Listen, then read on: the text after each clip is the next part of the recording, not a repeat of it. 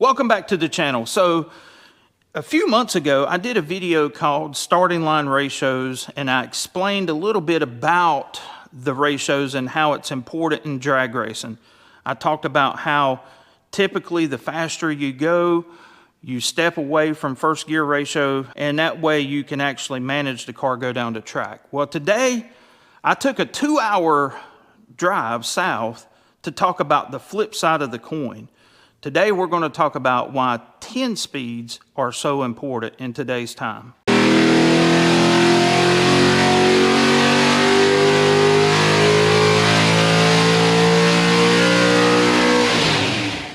Okay, so if you watch my channel any at all, at the very intro, you always see US shift at the beginning of my videos. And that is where I'm at today. So I'm down here in South Carolina, and we're going to talk to Karl about the 10R80s, but what I want to talk to you about right this second is the fact that there's a flip side to that coin of what I was just talking about when it comes to gear ratios. Now, Karl and I have had a live chat on my channel, and you can go back and watch that, and I'm going to link all of his contact info in the bottom of this video so that you can go check out his channel. But this car right here is really the reason why I'm here, because this car is awesome. On my channel, I bought a 2003 Crown Vic LX Sport a few years back, and that car, I love it. I wish I had time to actually work on it since it's my daily, but this car right here has a 10R80 in it, Project Silver Bullet. And we're going to talk to Karl about it. We're going to go for a drive, because it's one thing to talk about the advantages of 10 speeds in a video. The proof is in the pudding when you actually get to see it in action. So I'm down here in South Carolina, and I'm with Karl Baumann here. And if you've been following along in the Ford world, you've seen Baumann engineering in Muscle Mustangs and Fast Fords way back, advertisements. And so I was fortunate enough to be able to come down here today, and we're going to talk a little bit about this car, but mainly what I'm wanting to talk to you about is why 10R80s? Why do we have 10 speeds? What's the advantage? It's really hard to describe if you haven't actually experienced it, but yeah, on paper you can do the math, and you can see the engine can stay within 1,000 RPM band at watt. So it's all about keeping the engine at peak power longer, right? Yeah, you're always near peak torque, peak power. Yeah. The whole time you're rolling. So I rolled down here in my wife's F-150, and it has a 10R80, and I love it. I mean, that Coyote F-150, it runs strong. But he started this project a couple years ago, and then he and I started talking because he watches the channel, and like, man, I became fixated on this car because he put a 10R80 behind a 2-valve 4.6. Yeah, and it's, except for exhaust and a little timing bump, it's pretty much stock. So let's talk a little bit about the company, US Shift. You make controllers for 4-speed automatic transmissions, 6-speed automatic transmissions, and now the 10R80 and 10L90 GM variant, right? Yeah, we're working on that right now with our Firebird mule over there. That's a Gen 2, so it's a little bit different, but we're going to support that very soon as well. The 10R80's been out for a while now. And, you know, despite what you see on the internet, it is a super strong transmission. It did have problems in the beginning with the trash can and the CDF drum, but those problems have been alleviated. And this transmission can handle a ton of power in stock form. Is that not right? Oh yeah, people are taking Coyote F-150s, taking those trucks, pretty much bone stock everything, throwing blowers and turbos on them and making stupid power, running 9 seconds with a full-size truck. That's insane. It and is, basically, yeah, there's upgrades that you can do to the transmission, but from everything that I've seen, it can handle, what would you say, 700 horsepower pretty easily without diving into it. Yeah. Try that with your C4 or C6, just saying. everything built in the last 10 years has a lot more torque than what came before it. So these transmissions are much stronger than the old stuff. 4R70Ws were great in their day. Yeah. Built our business on those things pretty much. But, you know, they have a lot of limitations, that stub shaft and the direct drum and a few other things. I mean, you're going to exceed those levels pretty quickly. Karl and I was discussing, you know, just in the past 25 years, technology transmission has transformed night and day difference. I mean, at the turn of the millennium, you had 4-speed automatics were the standard. Then in the middle 2000s, it went to 5 speeds, 6 speeds, 8 speeds. Now here we are at 2025, and 10 speeds are the biggest thing on the block. So what Karl does is he makes standalone controllers for these transmissions that allows you to be able to retrofit these transmissions into earlier platforms that came with your traditional 3-speed automatics or 4-speed automatic cars. And you get a lot more enjoyment out of the car, and you get a lot more drivability out of the car. You know, I come up in an era where you put a C4 and a Fox body Mustang, 373 gears or 410 gears, works great at the drag strip, but when you get it out on the interstate, everybody and their brother is passing you. Is that not and right? the tax at $4,000 and you're just sitting It's there. not happy. I mean, you know, it's not pleasant to drive. And now, what rear end gear is in this car? It's a 308. It was originally a 327. Okay. Yeah, so I was torn between 308 or 273, and people are probably scratching their head going, what? See, that's another thing. 273? Yeah. And the thing about these 10-speed automatics is, and I'm going to insert a chart of the gear ratios so that you get an idea of what you're dealing with here. I think the first gear ratio in a 10R80 is like a 4.69 or 4.71 or something like that. Yeah, 4.696 to be exact. So what that does is that enables you to have the acceleration of the traditional 410 or 430 gear in the rear end and still have the 308 or 323 out back. And that's something that I think is missing now. And now that these transmissions are coming into their own, if you will, people are starting to swap them into other platforms that they didn't necessarily come in. Yeah, and I think that's going to be a big thing in the future. Yeah. On paper and forums, people don't really understand the benefits juice and the squeeze, but yeah, it makes a lot of sense when you've ridden in it. It's life-changing. Yeah. I might be overselling that a bit, but... Well, we're going to find out here shortly, but, you know, I've always said on my channel, I'm an analog guy living in a digital world. I am not opposed to trying something new electronically if the benefit is there.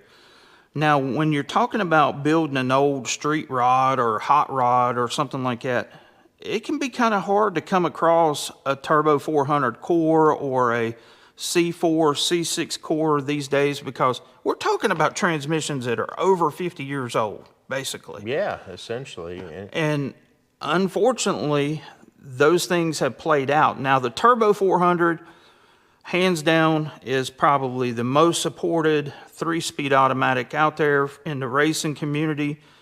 There's nothing you can't do with that. I mean, you can go 3s in the 8th mile with a Turbo 400, just throwing that out there. But 95% of y'all don't live in that world, okay? We live in the world where you just have a hot rod and you want to get out and enjoy it, be able to cruise down the interstate.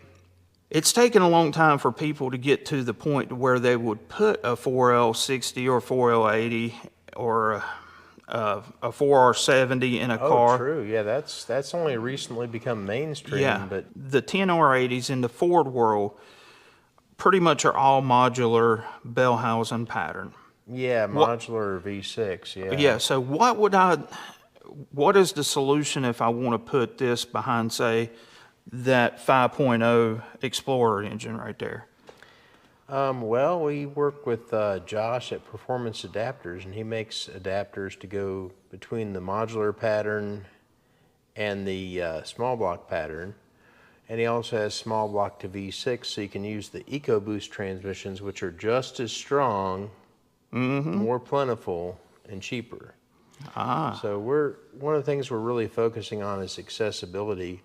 We want people to be able to buy a junkyard transmission, stick it in the vehicle with little or no changes, and you'd save a ton of money, because if you find a 4R70W, it's going to need to be rebuilt. There's no pristine new ones that came out of 10,000 mile vehicles. They're all 200,000-300,000 miles. Yeah, they're you know.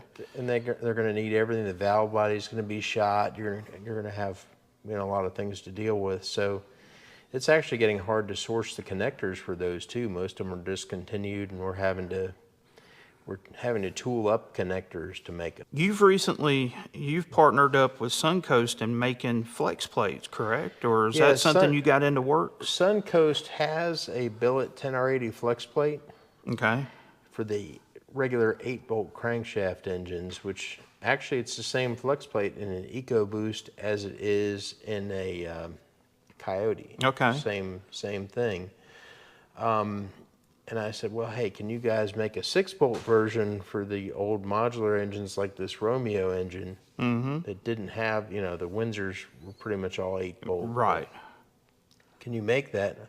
Oh yeah, we'll do it. So now they're making it, and we're getting our first batch. We got a test piece that we used in Jake's S197 Mustang with a 3-valve. Yeah. And that works great, perfect, but this one has a hack job that I created I wouldn't recommend to a customer. So right. They've solved that problem for us, and adapting to a small block, Josh at Performance Adapters has solved that problem. And you can do it with the V6 transmission, and which it's a smaller bell too, which helps with fitment. Yeah. That makes sense. Yeah, so that opens up new possibilities. You're not having to buy the most expensive variant. And we're doing other things too to make it more accessible. The 2021 up F-150s are all E-shift. Yeah. And we don't support that yet, and I'm thinking that most of our customers Now, for the viewers, explain what E-shift is. Yeah, that's a big... E-shift basically gets rid of the shifter and shift cable, and it's all electronic. There you go. All these cars, the rotary knob shifters, yeah, those are all E-shift. And Ford and GM trucks have a shifter like your wife's truck, yeah, emulates a regular shifter, but you kind of push it this way or push it that way. Right. And, it works, but yeah, I think most hot rodders would rather have a mechanical shifter. Right. Before you say it, this is not only just a Ford video here. The 10R and transmission, 10R80, was a joint venture with GM, both Ford and GM. You have the 10L80, is it 10L90, whatever they designate it. Yeah, both. The 10L90 is a slightly stronger version. Basically, these transmissions are the same. The logic, the shifting, parameters were handled by each manufacturer. So but the hardware is practically the same. There may be some minor differences, and he is working to develop that for Chevrolet people as well. The one good thing about Chevrolet, and I will tell you this, bell housing. Same. It doesn't matter what it is. It's not like a modular V6 or small block Ford. Yeah. Honestly, flex plates are as complicated as Ford when you factor in all the different generations. Really? Yeah. See, you don't have it made, Chevrolet guys. Yeah, not as simple as I thought. We've done all the research on that, and we're probably going to publish the documentation of that research too. Okay. So you can. That's pretty wild. So basically, if you have an old F body over there that you want to convert and do a 10-speed, this is your guy. I'm kind of excited to see what he does with that because I'm sure it's going to totally change the driving experience. So I think we're at a point where I want to feel what a 10R80 behind a 2-valve feels like. Let's go for a ride. This thing is super clean, y'all. Like, this is actually what I want mine to be. I mean, look at the brakes, the wheels, everything about this car. Like you said, the only difference between his and mine is this one has long tube headers, which from my experience with these engines, you're looking at about 15 to 20 horsepower at the rear wheels. And he's bumped the timing up a little bit, so that's probably another 5.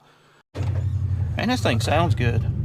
Oh, what exhaust is on this? It's got the full stainless works system, but I did cheat a little bit. I put Flowmaster Super 50s on it. Okay, it sounds really good. I wanted it to be a little stealthy because honestly I don't want to attract attention to myself sometimes. So the first thing I can immediately tell is the engine is not laboring like it does with a 4R70. Like in my car, it's either, it seems like it's gasping for life. So you've got this neat little display here that tells you which gear you're in, tells you this mile per hour. So I'm a drag racer. This thing has the capability of having a trans brake in first or second gear, which is huge if you're into that kind of thing like I am. But like, just the mannerisms of this car is night and day difference compared to, say, mine. I mean, just the light throttle action, it's totally wife approved. Totally wife approved. I like that saying. Virginia is my shift quality supervisor. She rides in the car. She'll tell me what she likes and doesn't like. That way our customers don't get in trouble with their wives. No, I'm tickled with how it worked out. And then here's Chris at ADTR. Shout out to him that it can handle like this. Oh yeah. It's like a slot car. I mean, it does. I love the handling of it. Yeah. So this is what I'm going to do. I'm going to put in a video of accelerating in this car, and then I'm going to put in a video of my car accelerating, and you will see the difference right away whenever you're ready to let it eat. All right. We'll use the brake. Oh, you got a trans brake. Yep. In the Karl Vic, well, Mercury, sorry. Same thing, really. Yeah, it really is. Ready? Yeah. Holy crap! This thing rolls. A little 2-valve car.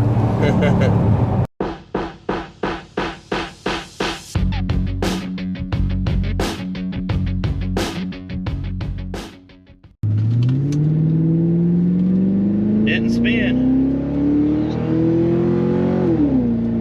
Come on, baby.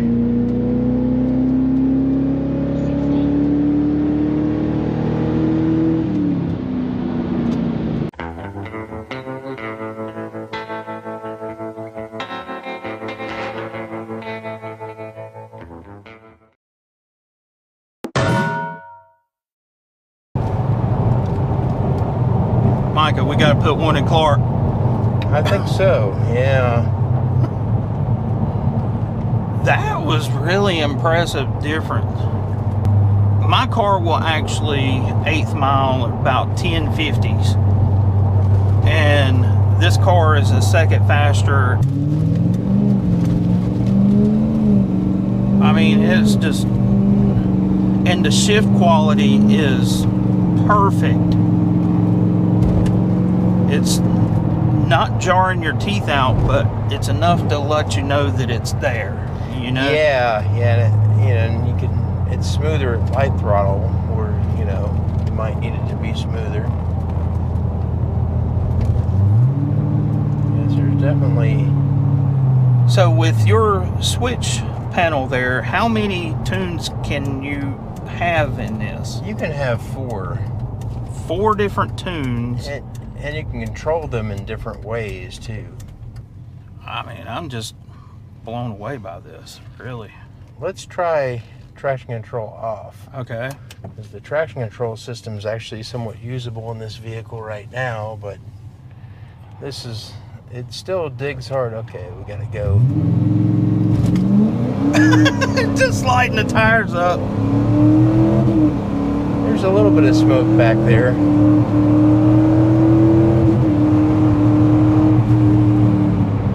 this thing will run. It's crazy, you know. I mean, 2 valves are underrated, They are. but I literally, other than exhaust and what we mentioned, I haven't touched this motor. I'm planning to. You know, the thing about the 2-valve is, and I will probably catch a lot of flack for saying this, but I believe that it is actually one of Ford's best V8s ever.